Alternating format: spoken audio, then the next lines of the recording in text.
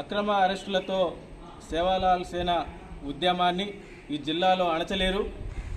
ఇవాళ తెలంగాణ రాష్ట్రంలో లంబాడ బిడ్డలకు జరుగుతున్న అన్యాయాల మీద కాంగ్రెస్ పార్టీ యొక్క మేనిఫెస్టోలో గిరిజనులకు ఎన్నో అవకాశాలు కల్పిస్తామని చెప్పి ఇవాళ ఏది కూడా కల్పించకుండా లంబాడీలకు రావాల్సినటువంటి మంత్రి పదవిని కూడా దాదాపు 2 సంవత్సరాలు గడుస్తున్నప్పటికీ ఈనాటికి ఇవ్వకపోవడం చాలా దారుణమైనటువంటి విషయం. ఇవాళ తెలంగాణ రాష్ట్ర ముఖ్యమంత్రి వారు ఆనాడు ఒక ప్రెస్ మీట్లో చెప్తా ఉన్నారు, లంబాడీ బిడ్డల వల్లే ఈ తెలంగాణ రాష్ట్రంలో మనం అధికారంలో రాగలిగామనేసి. కానీ ఈనాటికి తెలంగాణ రాష్ట్ర ప్రభుత్వం లంబాడాలను గుర్తించకుండా వారికి మంత్రి పదవి ఇవ్వకుండా అణగదొక్కుతా ఉన్నారు. దీన్ని మేము సేవాలాల్ సేనగా తీవ్రంగా ఖండిస్తూ ఉన్నాం.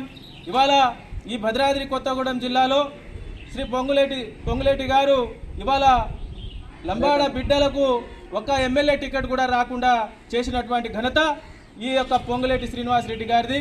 అదేవిధంగా ఈ మంత్రివర్గ విస్తరణలో కూడా ఇవాళ శ్రీనివాసరెడ్డి గారు అడ్డుపడతా ఉన్నారు. మేము శ్రీనివాసరెడ్డి గారికి ఒకటే చెప్తా ఉన్నాం, మీరు ఉన్నటువంటి నియోజకవర్గంలో దాదాపుగా మేమే 30 నుంచి 40 వేల మంది ఉన్నాం. కానీ మీరు మా లంబాడ బిడ్డల జోలికి లంబాడాలను అణగదొక్కాలని చూస్తున్నారు. మీరు కనుక ఆ విధంగా ప్రయత్నాలు చేస్తూ ఉంటే ఈ రాష్ట్రంలో ఉన్నటువంటి లంబాడ బిడ్డలు ఊరుకోరనేసి మీకు చెప్తా ఉన్నాం. కాబట్టి మేము తక్షణమే ఈ రాష్ట్రంలో ఉన్నటువంటి లంబాడ బిడ్డలను గుర్తించి మంత్రివర్గ విస్తరణలో చోటు కల్పించాలనేసి మేము సేవాలాల్ సేనగా డిమాండ్ చేస్తూ ఉన్నాం.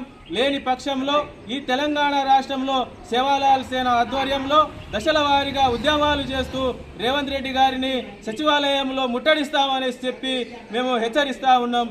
జై సేవాలాల్ సేన, జై సేవాలాల్ సేన, జై సేవాలాల్ సేన, జై సేవాలాల్ సేన.